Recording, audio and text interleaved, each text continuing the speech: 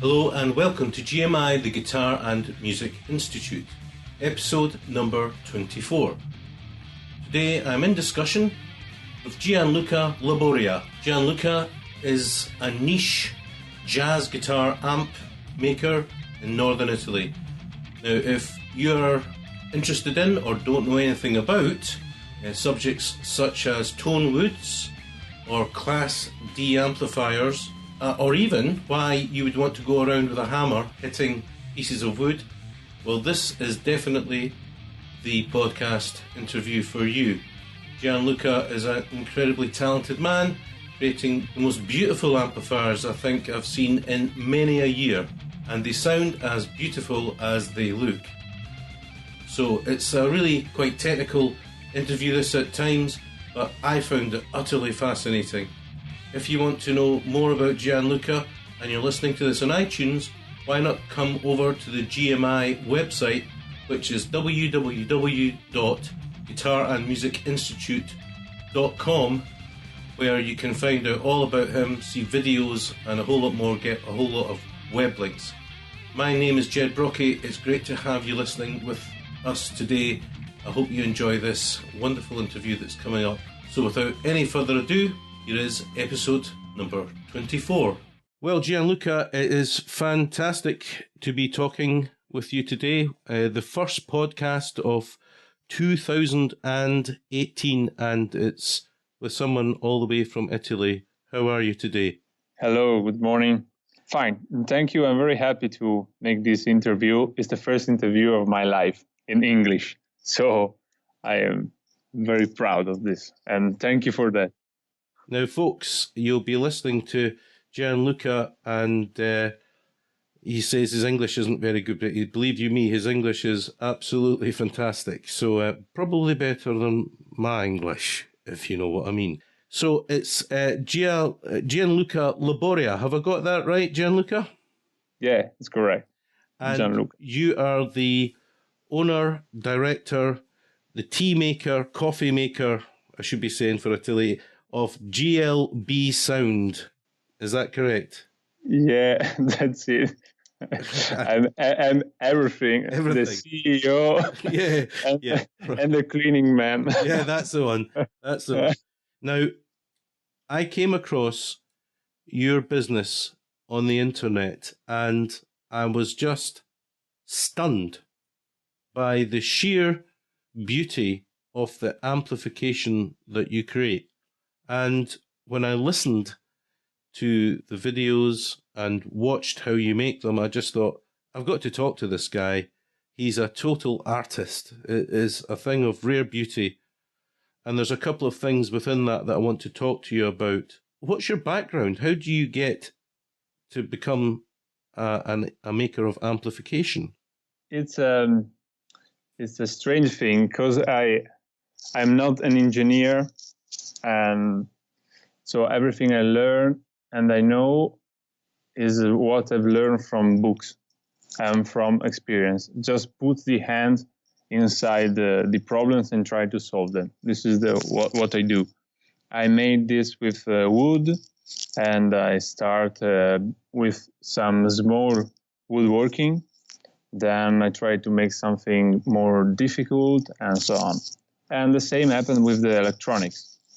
So just trying, learning, reading a lot, and then retry. So it's the classical try and error method. Nothing more than this. But there is one thing that I think is very important to make something different or to make something personal, is to think of what you want to do and which is the aim you need to achieve.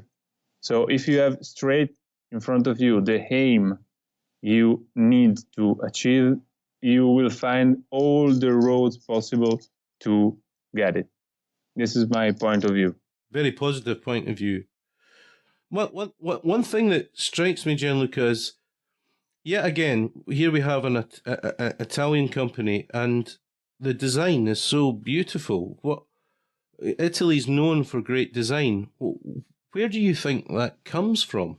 I think is a cultural thing. is just cultural. It's just inside inside the Italian people, for the most part of Italian people, of course. And like is inside German people, the ability to be so able to manage, ordinate, ready to manage everything. Everything must be settled. In Italy, we are not so able to manage things, but we are more artistic. Does that mean that the Swiss people are the greatest people in the world because they're in between Germany and yeah. It could be. I know a few people, and I think that they are. But talking about Italy, Italy is what you know from Italy, is what Italy is. So design is a part of our culture, and I love design. I studied design, and what you see from the website and from the products is just the result of my ideas of design. I wanted to find something different, something more European and more linked to beauty, to home, to something like that. Because I think that the amplifier is the most important thing in the way of player have to express themselves. Express themselves. Because people, all the players I spoke with think that the most important part of the instrument is the guitar. And it's true. If the instrument is just the thing that you put in your body, so you're playing with the instrument, with the guitar, and you feel the instrument. So this is the sound you perceive. But people are not perceiving what you are perceiving while you are playing. Are perceiving the sound we came from the amplifier.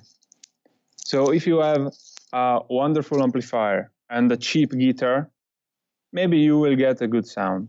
But if you have a wonderful guitar and a very cheap amplifier, you will lose everything. So I think that amplifier is more important than what people are used to think. Gianluca, can I ask you a sort of philosophical question in a musical context? Yeah. What's your take then? Do you think amplifiers should come shrink-wrapped with their own sound, or are amplifiers merely there to truthfully mirror the sound that is actually happening? To me, the answer is the second one. Amplifier has just one aim. It must to take the sound of the guitar, of the violin, of everything you put inside, and amplify the sound. It doesn't have to change the sound. It's just to amplify the sound. That is a very different thing. Because if you're thinking that amplifier is the focus of the sound, is what creates the sound, then you don't need a guitar. You can play with an harp. Absolutely. Yeah, it has just to amplify the sound, and this is what happens with the hi-fi, with the high fidelity at home when you are listening to your best CD or the vinyl you prefer, and so on. You want to hear what the artist want to transmit to you, his ideal sound, not the ideal sound you're perceiving from the hi-fi. This is absolutely my point of view. And one of the great things I noticed in the GLB, and a real attraction to someone like me, is that there are only two buttons or two knobs. Yeah. I'm not the sort of guy who likes to have an amplifier with 101 sort of buttons and knobs and all the rest of it, because I know I'll never use them. And what made you come to that electronic design decision? Yeah, I think that there are two answers. The first one is linked to the process of making the amplifier. So while I was designing the amplifier, I had one idea. And the second one is linked to the feedback I had from players, and in particular from jazz players.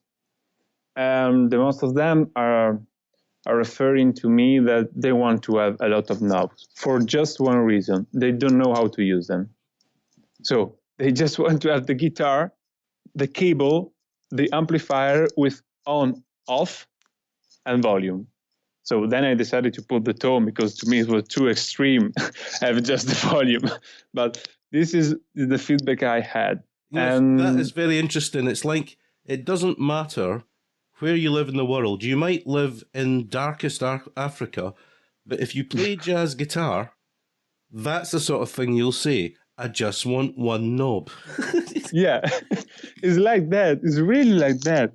And and so it matches perfectly with my philosophy that I need to make an amplifier who just need to amplify the sound. So if the amplifier has just to amplify the sound, you don't need too many knobs. So why did you add the tone in? Why didn't you just have it on, off? That would have been perfect. Just on, off. On, off. Because the volume, you have the volume on the guitar. So did you feel you wouldn't be able to charge as much if it just was on, off? Because let's face it, one of the reasons that there are so many knobs and buttons and options is to give perceived value to something. Do you know what I mean? Yeah. I know, it's clear. But to me, it's not important quantity, it's important quality. So I don't want to have one, for example, I don't want to buy an object who has 225 things if I need to use one. If I have to make a phone call, I need that the phone make the phone call. Nothing more than this. If the phone call is able to make a coffee, it's not interesting for me because I need to make a phone call, not a coffee. Actually, that's a good idea. Write that one down. Right, okay. So, tonewoods. Let's talk about tonewoods because that's a big part of your whole philosophy. Now, I've got to say that I looked at the video of you making an amplifier and thought amazing, absolutely stunning. I looked at the aesthetically, the amplifiers look amazing, and they sound, most importantly, they sound fantastic. But when you start getting into areas like tonewoods, I don't know how many musicians really know what makes a good wood or a bad wood, or maybe it's just me, but I'm only interested in playing the guitar, putting it in, turning it on, and expressing myself. How do people get the sort of advice they would need to give you an informed choice about what sort of wood they should have the amplifier made from? I think that this is part of a bigger plan because to me, a player or just, let's say a player, need to know what a guitar is, how it's made, in order to understand how to use them in the best way. So if you need to play rock, you need to know which are the features you need to have on your guitar. So starting from this point of view, I think that wood is one of the most important things in a guitar and in an instrument. Then I will switch to amplifiers, but I will stay on instrument now. If a guitar is made of wood, strings, and few other things, there is one reason. So wood is the core of the instrument. And if you need to play something and you need to have a specific sound, you need to know that you have to achieve this sound with this combination of wood, this shape of guitar, this type of bracing, and a lot of things. Chords are the most important things in lute theory. Otherwise, you don't know what you have to buy. So, tonewood is important for an instrument, and all people are saying that tonewood is important just for guitars who are acoustics, who are arch tops, and that solid body doesn't need the wood. This is not true. Wood is always working, even in a solid body. If you think that the magnetic pickup is capturing the the potential difference caused by the string who is moving, you have to think that the string is moving in a condition, and the condition is the wood, the neck, and the entire guitar. If the same pickup with the same strings, same shape, is made in a different material, let's say aluminum, it will sound different. So wood is working with the entire environment, let's say like that. This is the basic statement. Basic statement. Yeah, basic statement. So if you put that into your mind, immediately you understand that if it works for a guitar, then it has to work even for an amplifier. Because amplifier and guitar are the same thing, are an instrument. Let's say guitar is a piece of wood, of tonwood, with some strings who are vibrating, and the wood is vibrating too. Think of the amplifier and speaker. The speaker are the strings who are moving and let the amplifier vibrating. So for the same reason, an amplifier and the guitar is the same. And this is the thing that I thought using the wood. So why not using something that is resonating and maybe is helping the sound, instead of using something who is dead, like cheap, like plywood, like something like that, this type of material. So are you saying that most of the high-end, not high-end, but mass-produced amplifiers out there from certain companies just use chipboard or plywood? Yeah. Yes. And that's how they can be costed at such low prices? I think that there are 2 points. First, there is a problem of pricing. Wood costs a lot more than chipboard and a lot more than plywood. The second thing is that make an amplifier using tonewood is a way more difficult, because in a mass production you can't control that the wood is always fine, is always resonating, is always the best wood to use. And this is the biggest problem for companies, for big companies, because they can't control the production. I can do it because I'm making one by one amplifier by one.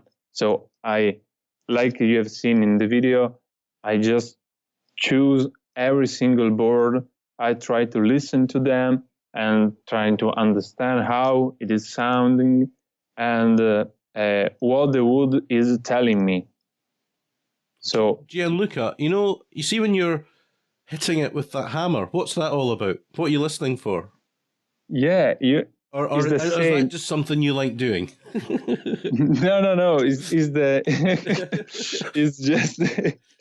just the way I decided to use. I found the best way to listen to the wood, because if you are listening to a top of a guitar, it's a small piece of wood, and if you know how to hold this piece of wood, you will knock with your hand, and then it sounds, and you perceive some harmonics, or you don't perceive harmonics. This is the difference between tone wood and just wood. So you're listening out for harmonics from the actual hitting of the wood? Yeah. I use the hammer because the board is big and it weighs a lot of kilos, so I can't hold them in my hand and then knock it with my hand. So do you always walk around with a hammer in your back pocket? Yeah. Yeah. And people usually say to me, but what are you doing with the hammer and the wood? And I always say, I have to listen to the wood. and then they look at me very strange way, walking behind and say, okay, man, let's do what you have to do. I need to do anything else. Do you know that story about Beethoven? I don't know if it's true, but when he went completely deaf, he sawed the legs off his piano and was had the piano on the floor and was banging the piano keys and trying to hear the harmonics and the resonance off the floor. I don't know, but maybe there is something strange on percussion. The materials it's like a is a game I used to play when I was young, just to knock on everything and try to listen how it's sounding. Yeah, but the thing is, Beethoven had syphilis, congenital syphilis. No. So anyway, you're banging that wood. Yeah. Anyway, I'm banging the wood to hear the harmonics.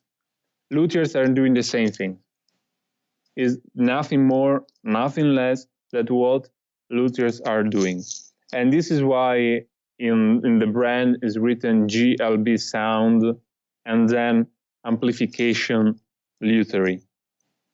Because it's a match of luthery and amplification. You've already said, and I know because I never built anything in my life. I couldn't even build a vegetable rack when I was in my 20s.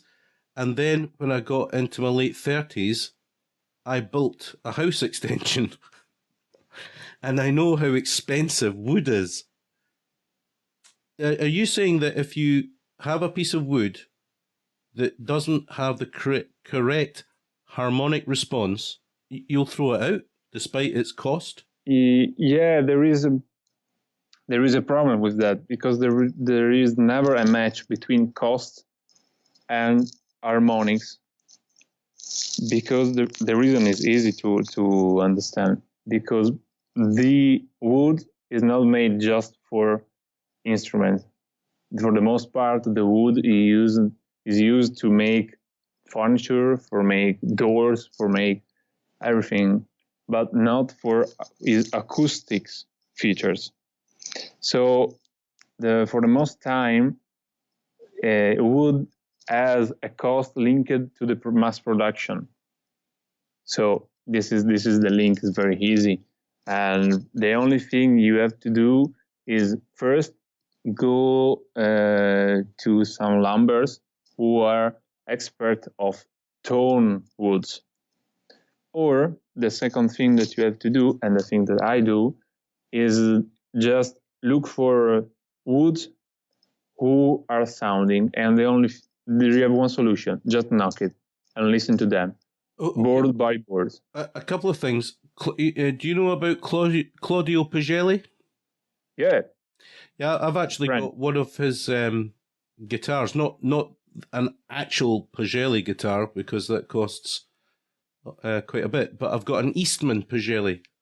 Mm-hmm. And I was reading up about what he was saying. He goes to the Black Forest, doesn't he? He actually he picks the wood from the forest. I wonder, because you're talking about lumber yards where you can get tone woods. There can't be many of those in the world, are there? No, it's correct. There aren't many of those. But there are some. Yeah, there are some. And Claudio is really making these things. He is I don't know if is correct in English, is maniac. A maniac, yeah. Maniac of woods. He is amazing. He has the ability to listen to the wood who is coming from another world, and this is experience. He's 40 years who is just making guitars, and is making one of the most beautiful guitars in the world. He's an artist. And he knows perfectly that to make a astonishing guitar, he has to be clever, and he has to control every single piece of wood and every process is making for the guitar. So if he has to make the bridge, he will make the bridge in his way, because he learned how to make the bridge for the guitar. So this is experience. I thought that there would be a fantastic tie-up, because I've long been an admirer of Claudio Pagelli and his work. And as soon as I saw your amps, I made a linkage in my mind between Claudio Pagelli's guitars and your amps. Yeah. There is a link, because I know Claudio very well, and Claudio has one of my hands in his workshop. Good. Because he loves these hams, and this is the link. So there is a link. We met each other and we found something in common. So I don't know, but let's see. Yeah, let's see. Let's hope. Maybe. Well, anyway, yeah, you'll deal with it the way you want to deal with. Now, something I wanted to ask you about was moisture. Yeah. You know when you get the wood and all. Now Yamaha. Sorry to say that name. Have this thing where they take the wood and they put it through a process where they dry it out, and they call it an aging process. But they do it on these massive machines. Yeah. Can you tell me about that whole?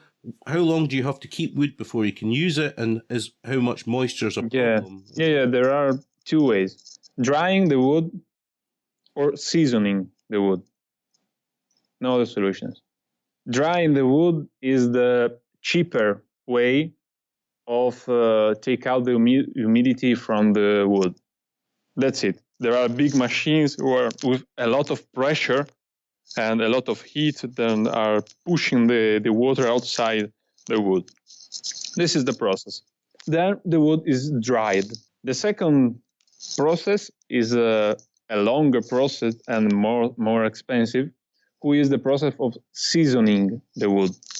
That means that after you've cut the wood and made the boards, you have just to put them in a proper condition, so not under the rain and not under the sun, but you need to put the wood on the air. So air must pass through the wood, and in a lot of years, 10, 15, 20, 50, 60, 70, maybe 100 years, you will have a seasonal wood. I can see a slight problem for you in that though. You're not, unless you're an eternal life guy. You don't have 100 years to wait for your first batch of wood. So how did it get started? Exactly. The fact is, you have to find wood who is seasoned. So you have to ask for the certificate of when the wood was cut, and then when they start to seasoning the wood. After that, you can be sure that the wood is old and is seasoned. And this is the process I make. I look for this type of woods, and when I find them, then I try to listen to them, and you can hear a lot of difference in sound. Really a lot of difference. Gianluca, that must have been... How long have you been doing this? Because that must have been a very scary moment when you bought your first batch of wood. You're thinking, yeah, this is the one. Yeah, I started doing this more or less 4 years ago. And I started with a very old batch of wood. It was maple. And it came from the east of Europe, from Balkans. And the date over the batch was 1976. Wow. So very old. And the reason is easy to explain. They forgot about this wood. Simply forgot to have this wood. It was behind the other birds. And so I started with this wood because I understood immediately, reading from books and speaking with luthiers, that seasoned wood has a different sound than dried wood. There is a physical things that happens to wood when they are dried out that I don't think I'm able to explain it in English, but I will try to do it. Are you talking about warping? No. It's just because wood, you have to imagine wood like a board with some holes inside, and in these holes is where the food of the wood is passing. Okay, so when he's alive. When he's dead and is dried, the pressure is pulling the water outside these holes. And because of the pressure, these holes are stressed and they are not vibrating. Right. This is what happens. It is not exactly like that, but I don't have any other idea of how to explain this. And in the seasoning process, water just go out naturally without any pressure.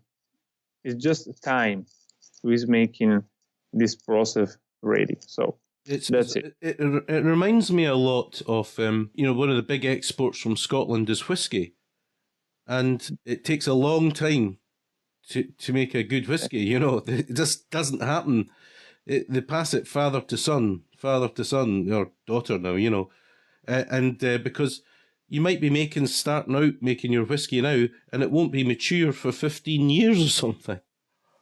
Yeah, it's like that. It's like that. But if you think that the best thing in the world need to have time to develop, to grow. That's what I keep telling myself, Gianluca. That's what I keep telling myself.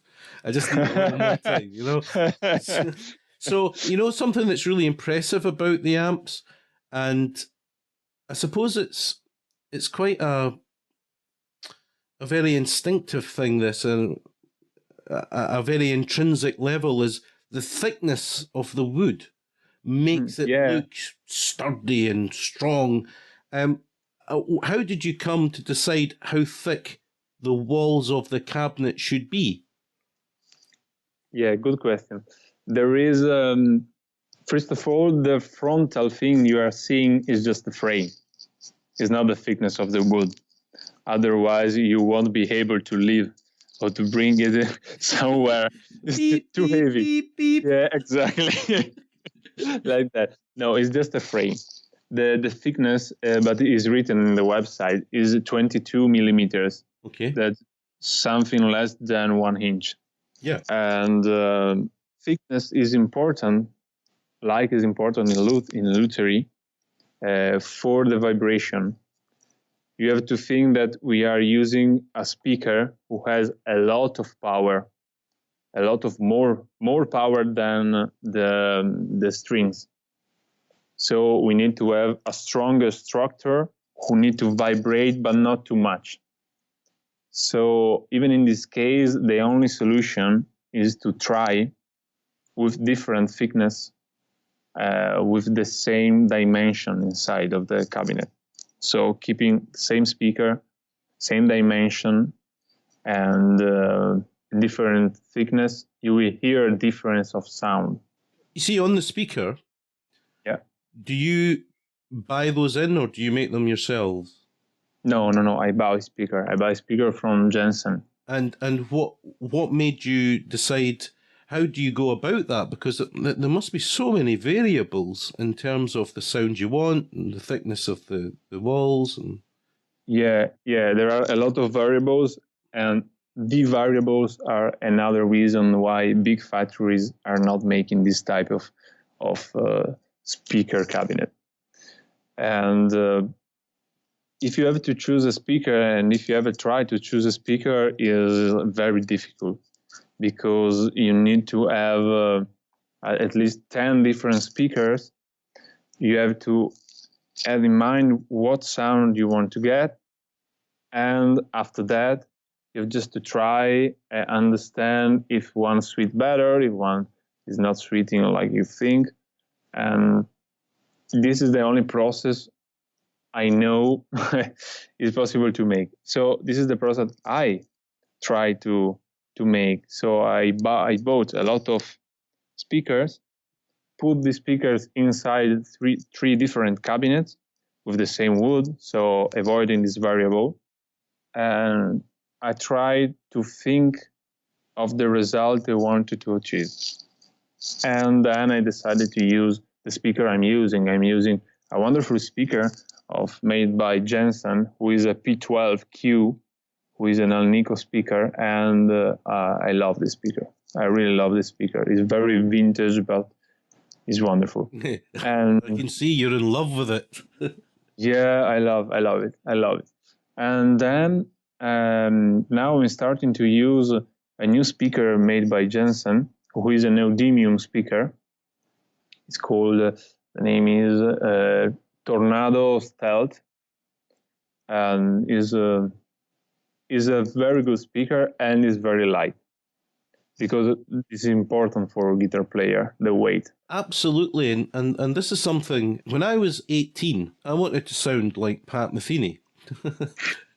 I didn't have a car, so what did I do?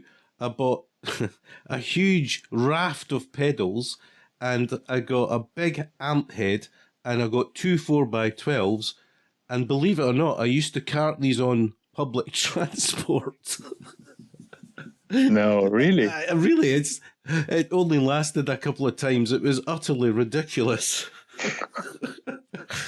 But now I want something that is that sounds, I only want the world. I want something that sounds fantastic, or at least is a great representation, isn't getting in between me and the instrument, and I don't want it to be too heavy. And it seems to me that speaker technology seems to be really starting to ramp up and moving ahead, especially in the times in the way of portable speaker technology. Would you agree with that, Gianluca, or is that just my witterings of an confused mind? I agree with the fact that we are moving to something lighter, because people don't want to carry heavy things, and is even correct if you think about that. So a lot of builders are making amplifiers who are always lighter, and even who is making speaker, for example, Jensen, who is making his new speaker, a 12-inch speaker for 2 kilos, is something unbelievable. So are these new composite materials they're using in the build that are lighter? Yeah, for the speaker they're using neodymium, who is really light. This is why they can get this weight, just changing the material. So you have ceramic, who is the heaviest. You have alnico, and then you have neodymium. Now neodymium is lighter. This is why they are able to have these speakers who are sounding very well, and with just 2 kilos for a 12-inch, and at least 1.5 kilos or 1 kilos and 4 for a 10-inch speaker. Fantastic. And yeah, it's fantastic. So in this direction, I've made an amplifier, a small amplifier, who is called Gig 10, who is a smaller version of the Gig 50. That wasn't an accurate size you were showing me, was it? with your fingers. Accurate, yeah. Yeah, folks. He actually, Gianluca, it was about 3 inches high, about 5 centimeters. No, it's a little bigger than that, right? Yeah, it's a 10-inch speaker inside. This is why it is Gig 10, and it's very light, because it's between 7 and 8 kilos, made in spruce, entirely made in spruce, with a pre-amplification made of tubes, and the final, so the power stage, is a Class D, made by Bang & Olufsen. What's Class D, sorry? Class D is a solid state. Okay, right. A solid state power output, and is made by Bang & Olufsen, who is one of the leader of the sector. So I decided to use this power. This new amplifier is just presented at the NAMM show, and so as you can see, I'm moving to something lighter, because it's the market who is asking for something lighter. What sort of output will it have? Yeah, it's similar to the Gig 50. It's very similar. Yeah, because the Class D, or the solid state, as you can call it, are very powerful and very far. So it will have 300 watts on 8 ohm. Wow! So it's very powerful. It's very powerful. But you need to have this power. You need to have this power because you are in Class D. You don't have to think of the 50 watts of tubes. There are different ways. There are different measures. Am I right in thinking it's just you really behind this whole company, this amazing company? You are the company. Yeah, I am. If you get knocked down by a bus tomorrow, heaven forbid, there will be no GLB sound. No. Right. I am the company. Behind me there is just the wall, as you can see. So, do you ever have big arguments with the employees? No. Oh. Well, that brings an interesting thing, because if you bring out something that's really popular, will that not affect sales of the things you already have? And how will you cope in terms of output should that become the way of it? Or are you just going to get rid of the hammers and buy one of those huge machines to push all the water out the wood? No, like everything, you have to make a choice. Yeah. I have to make a choice, and I made a choice. So I have everything inside my place here, my studio, is designed to work with just one person, me, and with other person. So if I need to create something more, or to have a bigger output, I can have it, because everything is designed to work with at least 4 people. Wow. So I have no problem to upgrade the output, but is step by step. Where are you based, Gianluca? Where about in Italy? It's the north, isn't it? Yeah, in the northeast. I'm close to Venice. All right, okay. Close to Venice. So everyone can come to Italy and see Venice, because it was wonderful. One of my sons has been to Venice. I haven't. Is it true it's really smelly? Yeah, a bit. A bit. And is it also true it's not going to be there for much longer? Well, there are, I don't know how many years who are saying that Venice have to die or stuff like that, but it's still there. And there is watering sometimes, there are some problems, but I think that is not our problem of our son, of our son of our son. I don't know how many years, but at least 1,000 here he will live. Well, that's you heard it here first, folks. That certainly is confident and optimistic, but he's an optimistic guy. So, what do you see? Where I'm assuming that the jazz fraternity have taken to your amps big time. My only problem with that is that there's not that many of us compared to the world of guitar players. Or does that suit you? Yeah, and it's a niche. Jazz is a niche.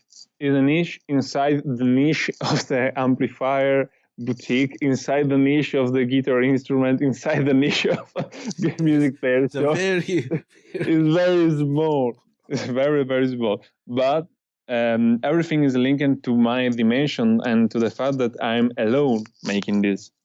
I can't afford the rock and the pop market. I don't have money to do that, because you need to have a lot of money to face companies like Mesa Boogie, like Fender, like Marshall, like Orange. There are a lot of companies who are too big to compete with them. So I decided to make something for a niche, and for a niche I love, because I love jazz. I studied jazz, and I love this music. So I just started thinking, why do I need to face company who are 10,000 million way bigger than me? I want to do what I want to do. So I decided to work with jazz player who I like jazz player, because are players who are different from pop rock players, who are very linked to appearance, for what appears in is a person. So jazz is different. Amplifiers for jazz are different, because jazz players are different, and is very important that jazz player stays different from other players, because jazz is one of the genre, to me, who has his own identity, and who is able to survive in the future. If you see the scenario of music, you see that the rock is almost dying. You are saying that, okay, I'm a rock player. Well, Jimmy Page is a rock player in the 70s, in the 60s, but now you're not a rock player. You are a pop player who is trying to make rock, but is different. Jazz players are different because they are linked to a period, and this type of music is continuing to grow. Keep in mind that it has a strong, it is very radicated. I don't know if it's correct, but is you mean rooted? Rooted is rooted in a period, in a tradition, in a culture. So I started to work with jazz for these two reasons, because it's a niche, and I want to be the leader of a niche, not the last of the biggest market in the world. This is my point of view. Well, for what it's worth, I think you're making an amazingly strong statement. And the final question is, how many amps can you actually produce in a month? In a month, I actually, with this structure, I will be able to create at least 10, 12 amplifiers. Wow. Nothing more than this. Yes. Otherwise, I have to switch to a different dimension. Yes. Actually, with my hand. This is my output now. And I've noticed that although you do have dealers in various countries, a lot of them don't have the amps that you've got there, or they've only got some. Is that just a case of getting the amps out to them? Yeah, the fact is, retailers, dealers, has some needs who not always match the need of a small company like mine. So what I'm doing, I'm working very well with the dealers you can find on the website, because they match my way of thinking. They are in love with the product, they believe in these products, and they're able to sell these products. But it's not possible for every dealer to have 5 different amplifiers inside. It's just a matter of dimension, it's just a matter of cost, it's just a matter of investment for them, and they know that if they have more amplifier, they will sell more amplifier, but they have to invest a lot of money. So there is always a balance in things. I believe in that, and in this moment, for all the dealers I have in Europe, in the United States, and in Japan, there is a balance. There are dealers who have more pieces, there are dealers who have just one, there are dealers who have 2. And for all the things who are really custom, so if you want to have an amplifier who is yellow, for example, you just need to ask and I will make it. Does the customization cost more? There is a standard who is made of, for example, let's take an example, Gig 50, who has 2 models, with FS and R, so with or without the reverb, and you can choose it in 2 formats, who is helpless cabinet or combo. For this product, you have a standard model, who is made of sapele or maple, you have to choose, and you can choose the color, who is red, brown, or natural. And the handle and the frontal close is black, and even the leather cloth is black. This is a standard and has a price. Then you can add everything you want. For example, if you want to have a maple who is yellow, I can paint it in yellow, but it costs a little bit more. Or if you want to switch to another wood who is more expensive, for example, pure wood, who is more expensive, you have just to add the price of the pure wood. This is how it works. Like it happens the same with the guitar companies. For example, if you take a Collins guitar and you want to buy one Collins with something different, like instead of having a spruce top, you want to have a sapele top, you have to pay something more in addition.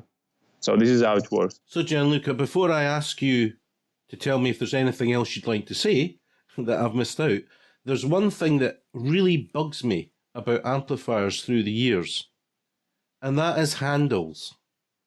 The handles are always made to come off. Now, it may be that I'm just heavy-handed with handles, but I don't know how many amplifiers I've had where the handle has actually come away. The only one that never did that was an AER, but I didn't like the sound of the AER, believe it or not, because I felt it was very compressed. What sort of handles do you have on your guitars, and have they been stress tested to destruction? Yeah, I handle is the question is interesting because handle is not easy to put inside the amplifier, because amplifier has a weight with who is not too much but is concentrated, and handle is the only things you have to lift the amplifier, so it's very important. For this reason, I'm using an handle who is made of leather outside. There is aluminium inside, and there is a system who blocks the handle from the inside. So if you lift the amplifier, the only thing who will happen is just that you help the handle to be anchored to the amplifier. So the more you lift, the more you anchor the handle. So there's the points at which the handle is joined to the amplifier. Those are usually the weak points. You think you've come up with a system that...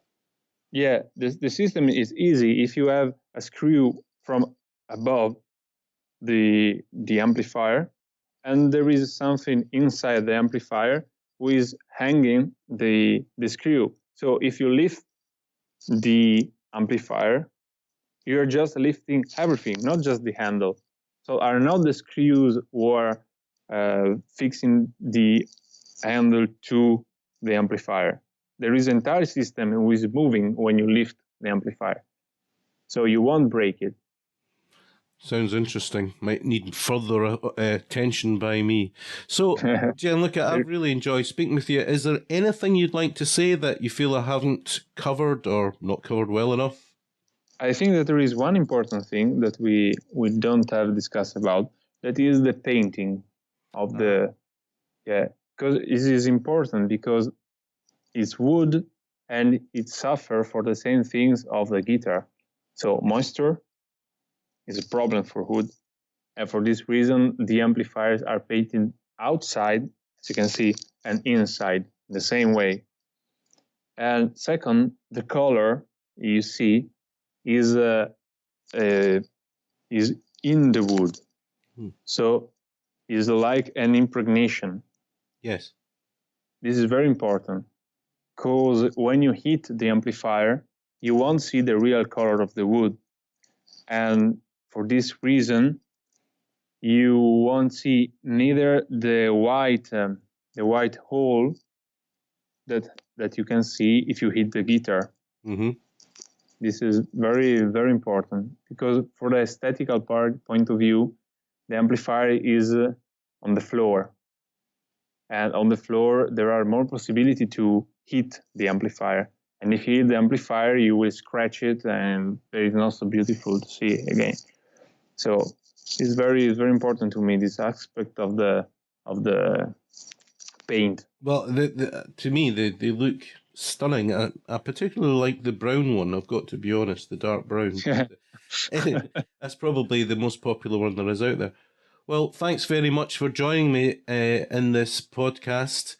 We're just at the end of January 2018 already, so hopefully that you're the second of a huge amount of podcasts. But no matter how many podcasts I have this year, Gianluca, I don't think there'll be one that's any more interesting than this, because it has been really fascinating talking to you about your life and the amplifiers and just your general ethos around design and sound. Thank you very much for taking part.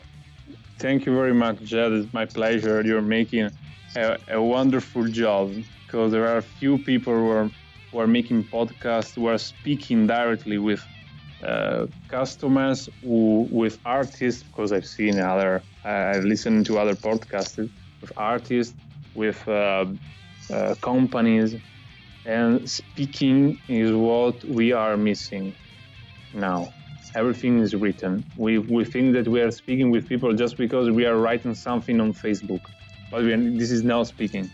This is so true. And on that bombshell, folks, goodbye.